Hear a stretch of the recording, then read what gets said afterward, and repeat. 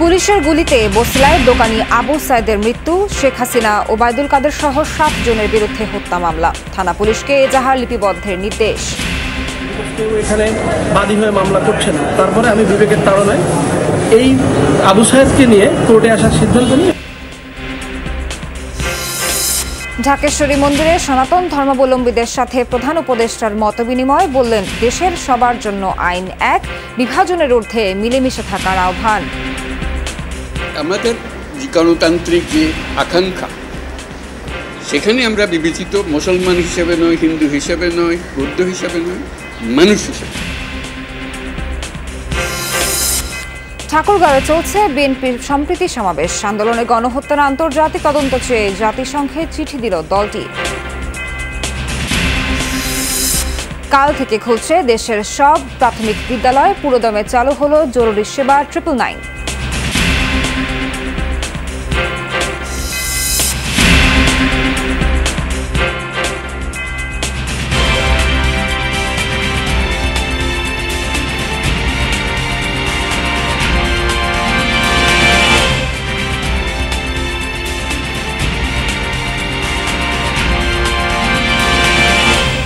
স্বাগত সবাইকে, আমন্ত্রণ যমুনা নিউজে। এতক্ষণ শিরোনাম দেখছিলেন, বিস্তারিত খবর জানাতে সঙ্গে আছে আমি নাবিলা সোহার। মোহাম্মদপুরের বসিলা 40 ফুট চৌরাস্তা এলাকায় মুদি দোকানদার আবু সাইদকে গুলি করে হত্যার অভিযোগে সাবেক প্রধানমন্ত্রী শেখ হাসিনা ও সাবেক 2 মন্ত্রী সহ 7 জনের বিরুদ্ধে হত্যা মামলা এজাহার হিসেবে রেকর্ড করার জন্য নির্দেশ দিয়েছে আদালত। বিকেলে ঢাকার সিএমএম আদালতের বিচারক রাজেশ চৌধুরী এই আদেশ দেন। মামলার এজাহার থেকে জানা যায়, শেখ হাসিনা ছাড়াও সাবেক সড়ক পরিবহন ও সেতু মন্ত্রী, আওয়ামী লীগের সাধারণ সম্পাদক ওবায়দুল কাদের, সাবেক স্বরাষ্ট্রমন্ত্রী আসাদুজ্জামান খান, সাবেক আইজিপি চৌধুরী আব্দুল্লাহ আল মামুন, যুগ্ম কমিশনার বিপ্লব কুমার সরকার, অতিরিক্ত কমিশনার হারুনুর রশিদ ও ডিএমপি কমিশনার হাবিবুর রহমানকে আসামি করা হয়েছে। এছাড়া অজ্ঞাতনামা পুলিশ কর্মকর্তা ও সদস্য এবং সদ্য বিদায়ী সরকারের ঊর্ধ্বতন কর্মকর্তাদের মামলায় আসামি করা হয়েছে।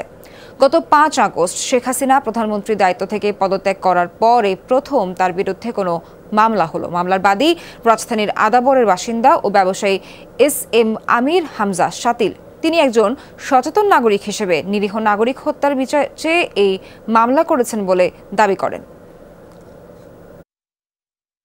উনি হচ্ছেন আবু সাইদ, উনি একজন রিক্সা চালক ছিলেন, পরবর্তীতে মুদি দোকানি। উনি 19 তারিখ বিকেলবেলা মাথায় গুলি খেয়ে মারা যান বসিলা 40 ফিট রোডে। তো আমরা পরবর্তীতে খোঁজ নিয়ে জানতে পারি এই ফ্যামিলিটা খুবই অসহায়, তাদের বাড়িতে খাওয়ার চাল পর্যন্ত নাই। এরকম পরিপ্রেক্ষিতে এই হত্যার তো কোনো বিচার হওয়ার সুযোগ নাই, বিকজ কেউ এখানে বাদী হয়ে মামলা করছে না। তারপরে আমি বিবেকের তাড়নায় এই আবু সাইদকে নিয়ে কোর্টে আসার সিদ্ধান্ত নিই এবং আজকে আমি শেখ হাসিনা, ওবায়দুল কাদের, তারপরে ডিএমপি কমিশনার, পুলিশের সাবেক আইজিপি, পুলিশের সাবেক ডিসি এবং ডিসি উত্তর, ডিসি দক্ষিণ, ডিসিডিবি, এদের বিপক্ষে হত্যা মামলা দায়ের করেছি। কোটা আন্দোলনের সময় হেলিকপ্টার থেকে করা গুলিতে 9 শিশু নিহতের ঘটনায় তদন্ত চেয়ে করা রিট শুনবেন হাইকোর্ট। বিচারপতি শেখ হাসান আরিফের নেতৃত্বাধীন দ্বৈত বেঞ্চে আগামীকাল রিটটির শুনানি হবে। এর আগে এই রিটটি শুনতে অপারগতা প্রকাশ করেছিলেন হাইকোর্টের একটি দ্বৈত বেঞ্চ। 4 আগস্ট রিটটি বিচারপতি মোস্তফা জামান ইসলাম ও বিচারপতি SM মাসুদ হোসাইন দোলনের বেঞ্চে উপস্থাপন করা হলে বেঞ্চের জ্যেষ্ঠ বিচারপতি বলেছিলেন, রাজনৈতিক ইস্যু রাজপথে সেটেল হওয়া উচিত। পরে সেই বেঞ্চে শুরু হয় বিক্ষোভকারীদের লক্ষ্য করে পুলিশের সরাসরি গুলি বন্ধে রিটের শুনানি, যা সরাসরি খারিজ করেছিলেন হাইকোর্ট।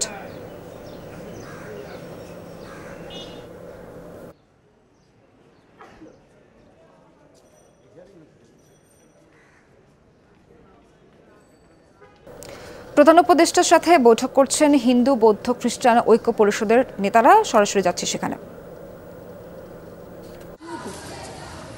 মূলত আমাদের মূল কথাটা এটাই।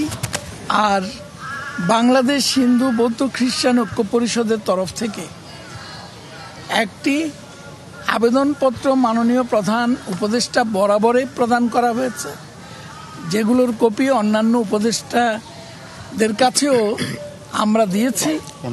আপনাদের কাছেও আমরা সে কপিগুলো আমরা আপনাদের কাছে তুলে ধরতে চাই, দিতে চাই, যেখান থেকে আপনারা আমাদের বক্তব্যগুলোকে অনুধাবন করতে পারবেন। এবং আমরা চাই বস্তুনিষ্ঠভাবে এই বৈঠকের সংবাদটি প্রকাশ করা হোক, যাতে জনমনে আশা এবং আস্থা ফিরে আসতে পারে। মাননীয় প্রধান উপদেষ্টা একটা গুরুত্বপূর্ণ কথা বলেছেন।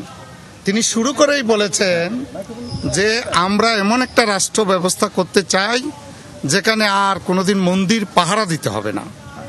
উনি এর কথাটা বলছেন, সেজন্য আমরা এটা আশান্বিত যে উনি যে কথাটা বলছেন এই কথাগুলো যেন বাস্তবায়িত হয়। যেটা আমাদের পক্ষ থেকে দাবি দাওয়াগুলো দেওয়া হয়েছে, উনিও বলেছেন যে সংবিধানের মূল চেতনায় ফিরে যেতে হবে। সংবিধানের মূল চেতনায় আমরা আরেকটা বিষয় বলেছি যে বিচারহীনতা, এই পর্যন্ত যত ঘটনা হয়েছে কোনো সময় বিচার হয় না, এই বিচারহীনতার সংস্কৃতি থেকে বেরিয়ে আসতে হবে। উনি আমাদের সাথে একমত পোষণ করেছেন।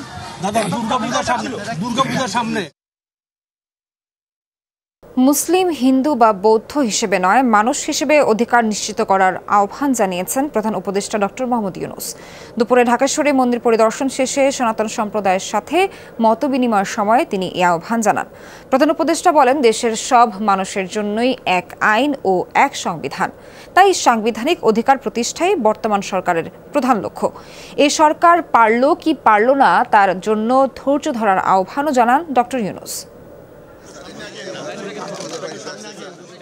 সনাতন সম্প্রদায়ের জাতীয় উপাসনালয় ঢাকেশ্বরী মন্দিরে দুই উপদেষ্টা সহ পরিদর্শনে যান প্রধান উপদেষ্টা ডক্টর মোহাম্মদ ইউনূস। তাকে স্বাগত জানান সনাতন সম্প্রদায়ের নেতারা। মন্দিরের প্রধান গেট থেকে নেমে হেঁটেই হিন্দু সম্প্রদায়ের নেতাদের সাথে নিয়ে মন্দির ঘুরে দেখেন সরকার প্রধান। শুভেচ্ছা বিনিময় করেন মন্দিরের সেবায়েতদের সাথে। পরে মতবিনিময়ে বসেন প্রধান উপদেষ্টা ডক্টর মোহাম্মদ ইউনূস। হিন্দু সম্প্রদায়ের নেতারা তুলে ধরেন তাদের বক্তব্য। যেদিন এয়ারপোর্টে আসলেন সেদিনে আমাদের কথা বলেছেন, আমরা আশ্বস্ত হয়েছি, সাহস পেয়েছি। আর শপথ নেওয়ার স্বল্পতম সময়ের মধ্যে আপনি আজকে আমাদের কথা ফিল করে এখানে উপস্থিত হয়েছেন, আমরা সাহস পেয়েছি, আস্থা পেয়েছি। পরে প্রধান উপদেষ্টা বলেন, ন্যায় বিচার প্রতিষ্ঠাই সরকারের প্রধান লক্ষ্য। এ সময় ডক্টর ইউনূস ধর্ম ও জাতি হিসেবে নিজেদের মধ্যে বিভক্তি না করার আহ্বান জানান। আমাদের গণতান্ত্রিক যে আকাঙ্ক্ষা, সেখানে আমরা বিবেচিত মুসলমান হিসেবে নয়, হিন্দু হিসেবে নয়, বৌদ্ধ হিসেবে নয়, মানুষ হিসেবে আমাদের অধিকারগুলো নিশ্চিত হোক। সমস্ত সমস্যার গোড়া হলো আমরা যত প্রাতিষ্ঠানিক আয়োজন এগুলো করেছি সব কিছু পচে গেছে, এই কারণে এই গোলমালগুলো হতেছে। কাজে আমরা প্রাতিষ্ঠানিক আয়োজনগুলোকে ঠিক করতে হবে। যে ন্যায় বিচার হলে কে বিচার পাবেন আমারে বলেন। সবাইকে ধৈর্য ধরে সরকারকে সহায়তা করার আহ্বান জানান ডক্টর ইউনূস। পরামর্শ দেন, হিন্দু হিসেবে নয়, দেশের নাগরিক হিসেবে সরকারের কাছে সাংবিধানিক অধিকার চাওয়ার। আমাদের নীতিটা আমরা প্রতিষ্ঠা করতে পারি। আমরা যে প্রাতিষ্ঠানিক আয়োজন করেছি এটা বায়াস একটা। আপনি যত কিছু বলেন ওই একটা খুব করতে আরম্ভ করবেন, তারা মজা পেয়ে যাবেন। ওই মজার খেলাতে আমাদেরকে নিয়ে যাবেন। আমরা এসেছি যে এক মানুষ, এক অধিকার, এর মধ্যে কোনো পার্থক্য করা যাবে না। আমাদেরকে একটু সাহায্য করেন, আপনারা ধৈর্য ধরেন, করতে পারলাম কি পারলাম না সেটা পরে বিচার করেন।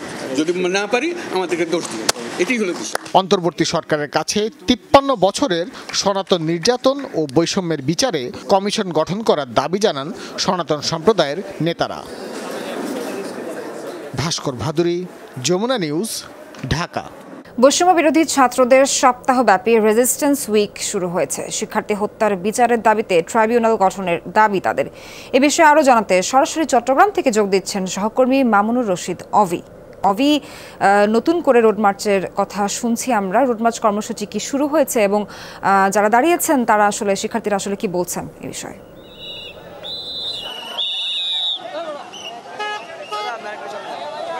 সোহার, মূলত বিকেল 3টার পর থেকে কিন্তু চট্টগ্রামে যে সমস্ত কলেজ বিশ্ববিদ্যালয়গুলো রয়েছে সেখানকার একেবারে শত শত শিক্ষার্থীরা কিন্তু এই রোড মার্চে অংশ নিয়েছেন। মূলত এই রোড মার্চটি চট্টগ্রামের 16 শহর স্টেশন থেকে এখন মুরাদপুর হয়ে বিভিন্ন যে গুরুত্বপূর্ণ সড়কগুলো রয়েছে সেই সড়কগুলো তারা আসলে প্রদক্ষিণ করবেন। নিশ্চয়ই দেখতে পাচ্ছেন একেবারে শত শত শিক্ষার্থীরা আসলে তারা বিক্ষোভ মিছিলে আসলে করছেন। মূলত তারা চার দফা দাবি নিয়ে তারা এখানে উপস্থিত হয়েছেন এবং যেই 4 দফা দাবির মধ্যে প্রথম যে দফাটি রয়েছে সেটি হচ্ছে এই যে কোটা সংস্কার আন্দোলনকে ঘিরে যে সমস্ত শিক্ষার্থী আসলে নিহত হয়েছেন তাদেরকে দ্রুত বিচার নিশ্চিতে, সে সমস্ত যারা আসলে এই জিনিসের সাথে জড়িত ছিল, যাদেরকে আসলে হত্যা করা হয়েছে তাদেরকে দ্রুত সময়ের মধ্যে বিচার করে একটি ট্রাইব্যুনাল গঠন করার কথা বলছেন, যে ট্রাইব্যুনালের মাধ্যমে আসলে যে বা যারা এই এটির সাথে জড়িত ছিল সবাইকে আসলে বিচারের আওতায় আনার কথা বলছেন। এবং যে সমস্ত এবং আমরা দেখেছি যে কিছুদিন আগে আসলে সংখ্যালঘু যারা রয়েছে তাদের উপর বাড়িতে হামলা এবং তাদের যে মন্দির রয়েছে সেখানে হামলা করা হয়েছে এবং এই হামলা যারা করেছে অর্থাৎ যে সমস্ত রাজনৈতিক দল বা যে সমস্ত মহাজোট যে দলগুলো রয়েছে যারা আসলে এই ঘটনার সাথে জড়িত তাদেরকে চিহ্নিত করে দ্রুত সময়ের মধ্যে আসলে বিচার করার কথা বলছেন। এই দুটি দাবি ছিল এই আজকের অন্যতম দাবি এবং আসলে সবাই আসলে এই একই কথা বলছেন যে যে সমস্ত ধ্বংসযজ্ঞ চালানো হয়েছে, আসলে যারা নিহত হয়েছেন এই ঘটনাকে কেন্দ্র করে বিভিন্নভাবে হামলার শিকার হয়েছেন, বিভিন্নভাবে তাদেরকে হয়রানি করা হয়েছে, সেই সমস্ত শিক্ষার্থীদেরকে আসলে ছেড়ে দেওয়ার কথা এবং তাদেরকে আসলে যে সমস্ত যারা আসলে এখানে তাদেরকে নিহত হয়েছেন বা এই ঘটনায় যারা জড়িত তাদেরকে কিন্তু দ্রুত সময়ের মধ্যে বিচারের কথা বলছেন এবং যতক্ষণ না পর্যন্ত বিচার আদায় হবে বা যতক্ষণ না পর্যন্ত সঠিক বিচার নিশ্চিত করা না হবে ততক্ষণ পর্যন্ত কিন্তু তারা আসলে এই রাজপথে থেকে তাদের যে রোডমার্চ সেটি কিন্তু তারা চালিয়ে যাবার ঘোষণা দিয়েছেন। এবং আরেকটি বিষয় হচ্ছে যে প্রশাসন ও বিচার বিভাগে যারা আসলে এতদিন বৈষম্য শিকার হয়েছে তাদের জন্য দ্রুত সময়ে সুযোগ সমতা নিশ্চিত করতে হবে, সেই বিষয়টি কিন্তু তারা আসলে তুলে ধরছেন। সবকিছু মিলিয়ে বলা যায় মানুষ কিন্তু অনেক বেশি এখন পর্যন্ত ক্ষুব্ধ রয়েছে। একেবারেই শত শত শিক্ষার্থীরা এখানে এসে হাজির হয়েছেন, সবার কণ্ঠে একটি দাবি যে এই যে বৈষম্য এতদিন ছিল সেটি নিরসন করার কথা বলছেন এবং যারা আসলে নিহত হয়েছেন কোটা সংস্কার আন্দোলনে তাদের পরিবারকে আসলে একটি নিশ্চিত করা এবং সেই সকল মানুষদেরকে আসলে বিচারের আওতায় আনার কথা বলছেন এবং যতক্ষণ না পর্যন্ত এই সমস্ত দাবিগুলো আদায় না হবে সেই পর্যন্ত কিন্তু তারা আসলে এই রাজপথে থেকে আন্দোলন চালিয়ে যাবার ঘোষণা দিয়েছেন। এখন এই মিছিলটি কিন্তু চট্টগ্রামের মুরাদপুর হয়ে এখন সামনে বহদ্দারহাট রয়েছে, সেই বহদ্দারহাট মোড় প্রদক্ষিণ করে কিন্তু তারা বিভিন্ন সড়কগুলো রয়েছে সেখানে তারা প্রদক্ষিণ করবেন। একেবারেই এটি আসলে পূর্ব ঘোষিত যেহেতু একটি কর্মসূচি ছিল সে কারণে কিন্তু মানুষজন শিক্ষার্থীরা একেবারে বিভিন্ন চট্টগ্রামের যে সমস্ত বিভিন্ন কলেজ বিশ্ববিদ্যালয়গুলো রয়েছে, চট্টগ্রাম বিশ্ববিদ্যালয়, প্রাইভেট বিশ্ববিদ্যালয়, সকল শিক্ষার্থীরা কিন্তু এখানে এসে হাজির হয়েছেন এবং তাদের একটি যে সমস্ত দাবিগুলো সকলের কণ্ঠে কিন্তু একই দাবি এবং এই যে একটি দেশে যে অরাজকতা তৈরি হয়েছে, যে সমস্ত অরাজকতার কারণে তাদের যে প্রাণহানি হয়েছে যে সমস্ত শিক্ষার্থীদের, সেসব শিক্ষার্থীদেরকে কিন্তু তারা আসলে যতক্ষণ না পর্যন্ত বিচার আওতায় না আসা হবে ততক্ষণ পর্যন্ত তাদের যে আন্দোলন সেটি কিন্তু চালিয়ে যাবার ঘোষণা দিয়েছেন। সোহার, অভি জানাচ্ছিলেন দাবি আদায় না হওয়া পর্যন্ত রোড মার্চ চলবে। ধন্যবাদ আপনাকে। ভারতে বসে দেশে বিশৃঙ্খলা সৃষ্টি করতে কলকাঠি নাড়ছেন শেখ হাসিনা। তার নির্দেশেই নতুন করে ষড়যন্ত্র শুরু করেছে ক্ষমতাচ্যুত আওয়ামী লীগ। ঢাকা থেকে ঠাকুরগাঁও যাওয়ার পথে দিনাজপুরে পথসভায় এ অভিযোগ করেছেন বিএনপি মহাসচিব মির্জা ফখরুল ইসলাম আলমগীর। তিনি আরও বলেন, বর্তমান অন্তর্বর্তীকালীন সরকার দেশে শান্তি ফিরিয়ে এনে একটি নিরপেক্ষ নির্বাচনের ব্যবস্থা করবে। জনগণ যাদের ভোট দেবে সেই নির্বাচিত প্রতিনিধিরাই সরকার গঠন করবে। বেলা 11:30টার দিকে সৈয়দপুর বিমানবন্দর থেকে সড়ক পথে ঠাকুরগাঁওয়ের উদ্দেশ্যে রওনা হন বিএনপি মহাসচিব। পথে নীলফামারী শহরেও পথসভায় বক্তব্য দেন তিনি।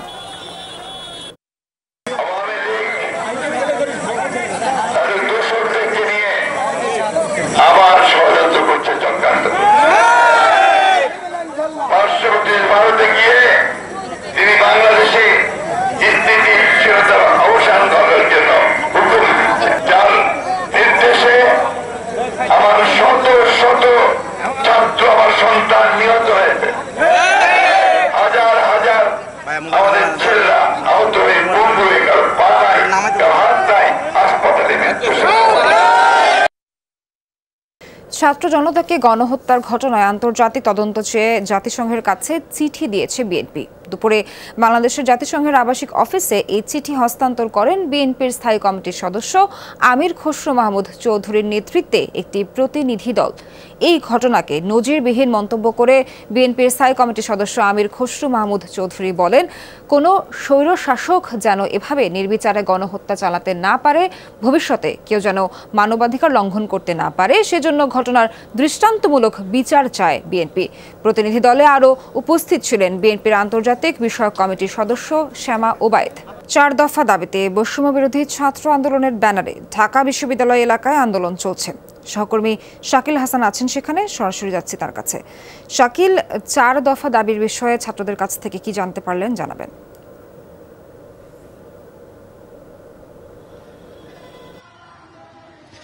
আজকে বিকেল 3টায় রাজু ভাস্কর্যের সামনে থেকে বৈষম্য বিরোধী ছাত্র আন্দোলনের যে মিছিলটি শুরু হয়, সেই মিছিলটি বিশ্ববিদ্যালয়ের বিভিন্ন সড়ক প্রদক্ষিণ করে তারা এখন শহীদ মিনারের দিকে যাচ্ছে এবং এই শিক্ষার্থীদের যে দাবিগুলো রয়েছে, আগের সরকারের যে সমস্ত কর্মকর্তারা রয়েছিলেন, যারা এখনও বিভিন্ন পদে দায়িত্বে নিয়োজিত রয়েছেন, তাদের অপসারণের দাবিতে তারা এই মিছিলটি করছেন। পাশাপাশি যে সমস্ত ছাত্র শিক্ষক জনতা এই গত 16 তারিখ থেকে শহীদ হয়েছেন, তাদের হত্যার বিচারের দাবি তারা করছেন এবং পাশাপাশি আরও বেশ কিছু তাদের দাবি রয়েছে, যে দাবিতে তারা আজকে এই মিছিলটি করছেন। বৈষম্য বিরোধী ছাত্র আন্দোলনের নেতাকর্মীরা বিশ্ববিদ্যালয়ের বিভিন্ন সড়কগুলো প্রদক্ষিণ করছেন। এরপর শহীদ মিনারে তাদের জমায়েত হওয়ার কথা রয়েছে এবং এই জমায়েত থেকে তারা তাদের পরবর্তী আন্দোলনের কর্মসূচি ঘোষণা করবেন, এমনটা জানিয়েছেন এই আন্দোলনের সঙ্গে যারা সমন্বয়ক রয়েছেন তারা। এবং এই আজকের মিছিলটি থেকে যে কয়েকটি দাবি রয়েছে, সেই দাবিগুলো এখন পর্যন্ত তারা যেগুলো বলেছেন, যে এই অন্তর্বর্তীকালীন সরকার যে কাজগুলো করছে সেই কাজগুলোর সমর্থন তারা জানিয়েছেন। পাশাপাশি তারা বলছেন যে এই অন্তর্বর্তী সরকার আরও যে সমস্ত অন্যায় দুর্নীতির ঘটনা ঘটেছে সেগুলোর সুষ্ঠু বিচার করবে। সোহান। শাকিল, ধন্যবাদ আপনাকে ঢাকা বিশ্ববিদ্যালয় থেকে যুক্ত হওয়ার জন্য। দেশের সব প্রাথমিক বিদ্যালয় চালুর নির্দেশ দিয়েছে প্রাথমিক ও গণশিক্ষা মন্ত্রণালয়। মঙ্গলবার মন্ত্রণালয়ের পক্ষ থেকে প্রকাশিত এক বিজ্ঞপ্তিতে এই নির্দেশ দেওয়া হয়েছে। বিজ্ঞপ্তিতে সারা দেশের সরকারি প্রাথমিক বিদ্যালয়, শিশু কল্যাণ ট্রাস্ট পরিচালিত শিশু কল্যাণ প্রাথমিক বিদ্যালয় এবং উপানুষ্ঠানিক শিক্ষা ব্যুরোর লার্নিং সেন্টারগুলোতে শ্রেণী কার্যক্রম পুরো দমে চালুর নির্দেশনা দেওয়া হয়েছে। একই সঙ্গে গত 3 আগস্ট ক্লাস বন্ধ রাখার নির্দেশনা দিয়ে জারি করা অফিস আদেশের কার্যকারিতাও রহিত করা হয়েছে। কোটা সংস্কার আন্দোলনের কারণে এতদিন প্রাথমিক বিদ্যালয়গুলো বন্ধ ছিল। পুরোদমে চালু হয়েছে জাতীয় জরুরি সেবা 999। পরিস্থিতি স্বাভাবিক হওয়ায় গতকাল থেকে পুরোদমে চালু হয়েছে এই সেবা। তবে পরিপূর্ণ সেবা দিতে আরও কিছুটা সময় প্রয়োজন বলে জানিয়েছেন জাতীয় জরুরি সেবা 999-এর অতিরিক্ত ডিআইজি। সকালে তিনি বলেন, ছাত্র জনতার অভ্যুত্থান এবং পুলিশ সদস্যরা পুরোপুরি কর্মস্থলে না ফেরায় সীমিত আকারে চালু ছিল জাতীয় জরুরি সেবা, তবে এবার পূর্ণ মাত্রায় চালু হয়েছে। জাতীয় জরুরি সেবার অতিরিক্ত ডিআইজি বলেন, আগে প্রতিদিন গড়ে 22 থেকে 25 হাজার কল আসত। গত কয়েকদিন কলের পরিমাণ কম ছিল, তবে ধীরে ধীরে তা বৃদ্ধি পাচ্ছে।